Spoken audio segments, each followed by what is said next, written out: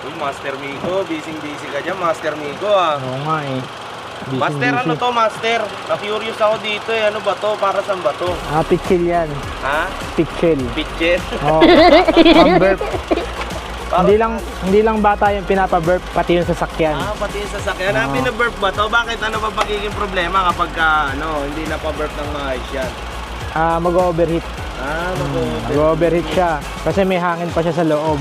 Parang mga bata, iiyak siya pagka yung... Ganun din pala yung sasakyan, no? Pag may parang bata rin yun, oo. Kakabagin din pala yung sasakyan. So, ito yung pang-burp to. Oo. Aywa. Pagka wala nang lumalabas na hangin, so yun na, pwede mo nang isara.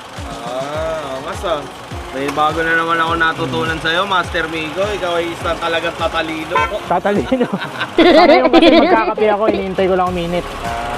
Magkakape ako mamaya. Sali ko sa kape. Ayos.